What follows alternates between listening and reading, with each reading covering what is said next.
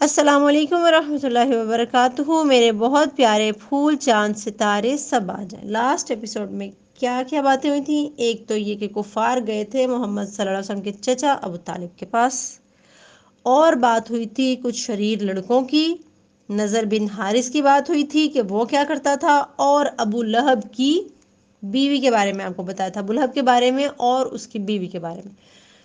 ایک دن اس نے سوچا کہ میں محمد صلی اللہ علیہ وسلم کو پتھر مار کر آتی ہوں، نعوذ باللہ۔ اور کیا ہوا کہ خانہ کعبہ میں، خانہ کعبہ یعنی اللہ کا گھر، وہ والی جو مسجد ہے اس کو ہم کیا بولتے ہیں؟ مسجد حرام۔ اس کے صحن میں، مسجد حرام کے صحن میں محمد صلی اللہ علیہ وسلم اور حضرت ابوبکر صدیق دونوں کھڑے تھے، ٹھیک ہے؟ تو وہ آ گئی، آ کر حضرت ابوبکر کی طرف دیکھ کر کہنے لگی کہاں ہے محمد صلی اللہ علیہ وسلم؟ تو حضرت ابوبکر صدیق بڑے حیران کہ یہ میرے ساتھ ہی تو کھڑے اور مجھے پوچھ رہی ہے، لیکن وہ خاموش رہے، بولے نہیں، کچھ بھی بولے نہیں۔ تو پھر حضرت ابوبکر کو فوراً ہی سمجھ آ گئی کہ اللہ نے اس عورت کی آنکھوں کو حکم دے دیا ہے کہ محمد صلی اللہ علیہ وسلم کو دیکھ ہی نہیں پا رہی یہ عورت۔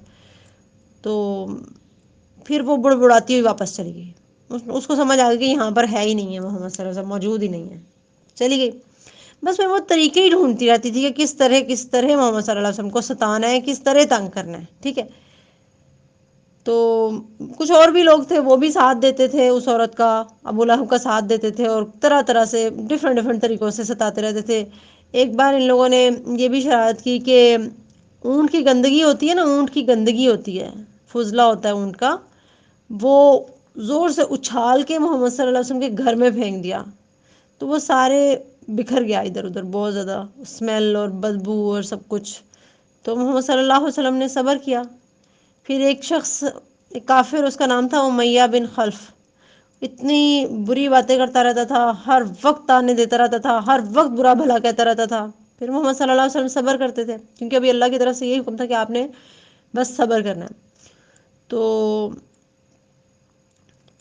پھر کفار کسی طرح نہیں چاہتے تھے کہ کوئی بھی محمد صلی اللہ علیہ وسلم کی بات مانے، کوئی بھی مسلمان ہو، یہ وہ برداشت نہیں کر سکتے تھے، کیونکہ ان کو معلوم تھا کہ اچھا اگر ان لوگوں نے محمد صلی اللہ علیہ وسلم کو نبی مان لیا، مسلمان ہو گئے، تو پھر ہماری سرداری تو گئی، ہم تو یہاں کے سردار بنے ہوئے ہیں۔ بس اتنی چھوٹی سی دنیا کی بات، دنیاوی ایک فائدہ ہے نا، اس کی خاطر اس طرح کی باتوں کی وجہ سے وہ کسی کو مسلمان ہوتا دیکھ نہیں سکتے تھے۔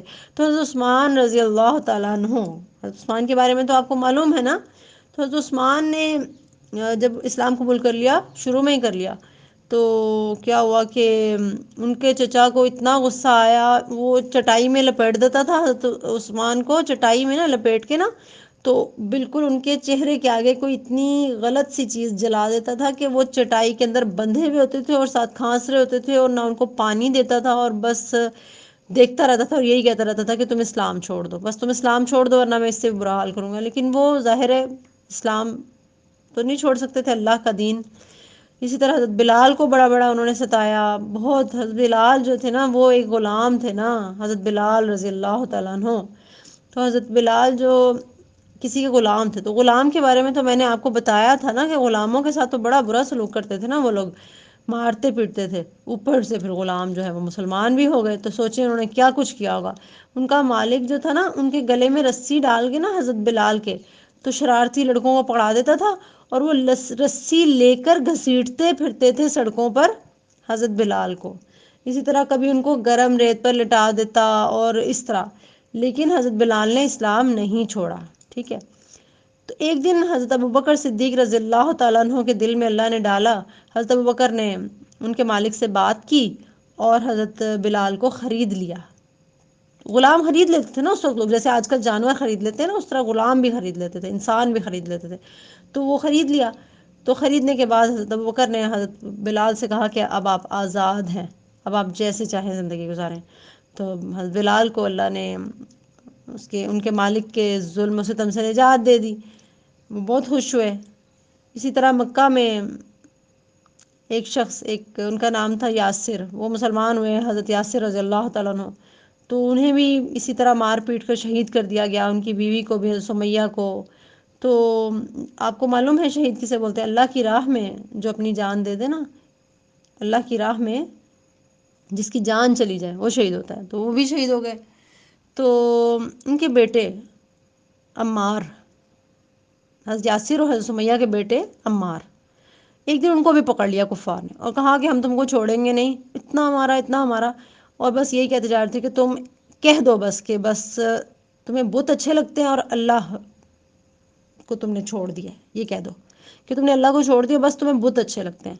تو عمار نہیں کہہ سکتے تھے یہ بات، لیکن انہوں نے وہ نا انہوں نے سوچا کہ تو مجھے مار ہی ڈالیں گے، تو انہوں نے کہہ دیا، یہ بات بول دی انہوں نے، اور پھر وہ روتے ہوئے بعد میں محمد صلی اللہ علیہ وسلم کے پاس آ گئے اور آ کر بہت پریشان ہو کر کہنے لگے کہ میں نے اس طرح کہا ہے تو اب میں کافر ہو گیا ہوں۔ تو محمد صلی اللہ علیہ وسلم نے حضرت عمار کو بتایا کہ نہیں، اگر کوئی شخص مجبور ہو کے ایسی بات کہہ دے اور اپنے دل سے نہیں کہہ رہا، دل سے نیت سے نہیں کہہ رہا، بلکہ صرف زبان سے کہی ہے، تو اللہ اس کو انشاءاللہ بخش دے گا، اس کو گناہ نہیں ہوگا۔